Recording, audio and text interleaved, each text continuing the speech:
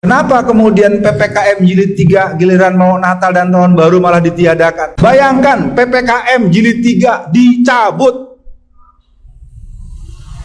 Kalau memang yang namanya COVID ini berbahaya, menyangkut nyawa dan menimbulkan korban yang banyak, apakah tidak patut diduga bahwa selama ini kalian tuh berbohong? Masa sih gini, saya pemimpin, ini akan ada menimbulkan kebahayaan, akan menimbulkan mati orang, lalu peraturannya saya cabut. Bohong kali ya. Paham nggak jamaah sampai di sini? Ya artinya kalau memang berbahaya tetap dipasang dong. Kenapa giliran untuk orang Kristen, giliran mau Natal dan Tahun Baru malah ditiadakan? Kita minta penjelasan dulu nih, PPKM ini dicabut, maunya siapa nih? Maunya bandar, maunya Bangkong, maunya bos PCR, atau maunya oligarkor, atau maunya Cina? Ini kita mayoritas, Pak. 87,21% ini Muslim, dan semua peraturan-peraturan di musim COVID selalu memberikan beban hanya kepada umat Islam. Lihat di Bali, mereka mengadakan berbagai acara, nggak ada apa-apa, nggak pakai masker juga, ribuan orang berlari-lari kemarin, tahun lalu malah di musim COVID lagi ganas-ganasnya. Jadi COVID itu tidak ada kalau ada konser dangdut, nggak ada COVID.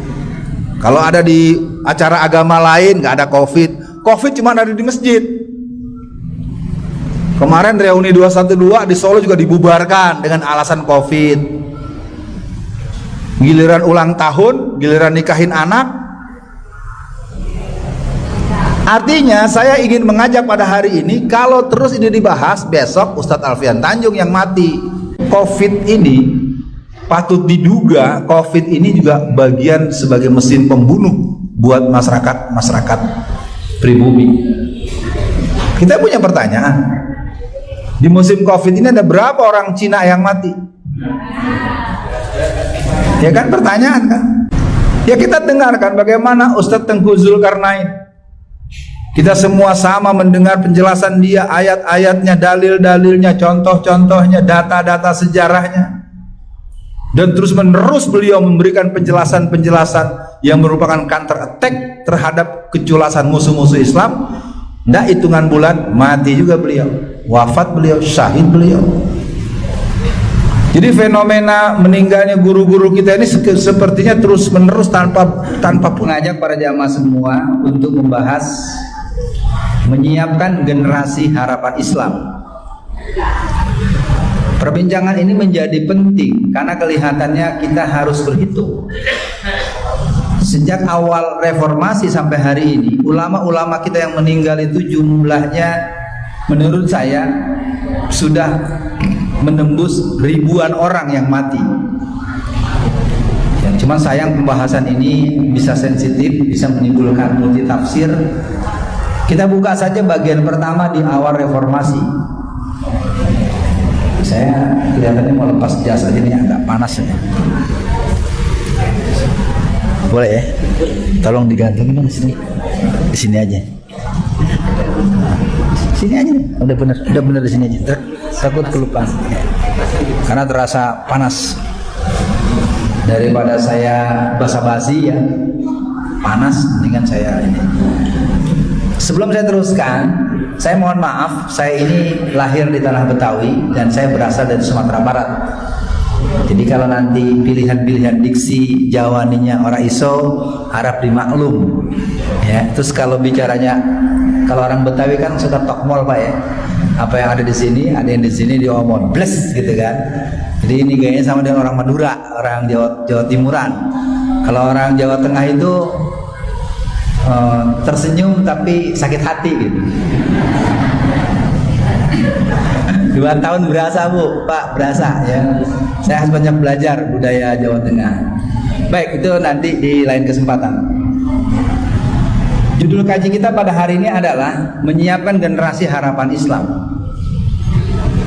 Sekitar bulan Maret, April, Mei, Juni, Maret, April, Mei, orang semua tahu dari Banyuwangi sampai Banten ada sekitar 144 ustadz, ulama dan guru mengaji yang mati.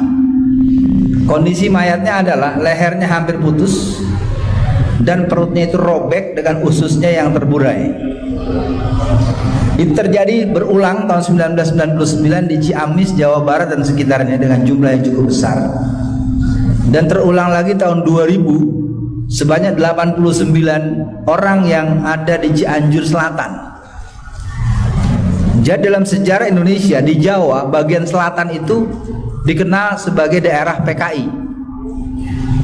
Di Jawa Barat ada Sukabumi Selatan, ada Cianjur Selatan, PKI-nya banyak. Di Jawa Tengah juga begitu, Jawa Selatan, Cilacap, segala macam, PKI-nya banyak. Nah, jadi pada hari ini kita akan mencoba membahas bagaimana kita menyiapkan generasi. Kondisi kita serius. Belum yang meninggal dunia di saat pemilu. Saat pemilu ini umum ya, kita nggak menyebut oknum atau nama, tapi kita cukup bertanya-tanya. 700 orang meninggal dunia, 700 orang mati, itu yang tersebut.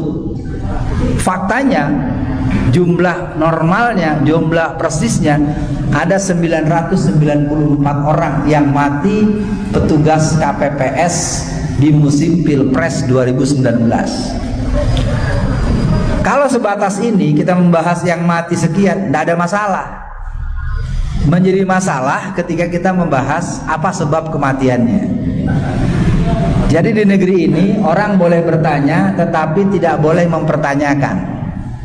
Ayo, kalau ada yang bisa jawab, saya kasih uang 100 juta. Ya, apa sebabnya petugas KPPS mati? Saya yakin gak ada yang bisa jawab, makanya saya berani bikin sayembara. Bapak, saya tanya Pak, petugas KPPS kan yang mati kemarin ratusan Pak, apa sebabnya? Iya, lelah, capek, itu mah nggak masuk dalam ilmu kedokteran. Kalau orang mengantuk, obatnya? Orang lapar, kalau orang lelah atau capek, istirahat, tidur juga. Kenapa jadi mati? Udahlah, kalau diteruskan kita nanti bertanya lagi, macam-macam lagi yang kita tanyakan dan kita berheran-heran. Cuma persoalannya kita harus berhitung. Ya, kita punya guru kita yang ahli tafsir, hafal Quran, Dr. Muin sudah meninggal dunia. Kita punya Ustadz Lutfi Fatullah yang ahli hadis, masih muda, sudah meninggal dunia. Ketua Dewan Dakwah Jawa Tengah Ustadz Sudarno Hadi sudah meninggal dunia. Dr. Najamuddin Romli seumuran saya sudah meninggal dunia. Jadi COVID ini patut diduga COVID ini juga bagian sebagai mesin pembunuh buat masyarakat pribumi. Kita punya pertanyaan. Di musim COVID ini ada berapa orang Cina yang mati? Ya kan, pertanyaan kan? Kenapa kemudian PPKM jilid 3 giliran mau Natal dan Tahun Baru malah ditiadakan? Artinya kita berada pada satu zaman di mana kita umat mayoritas, tetapi kita kehilangan harga diri. Kita nggak diwongke, kita nggak direken, kita nggak dianggap. Jangan salahkan musuh.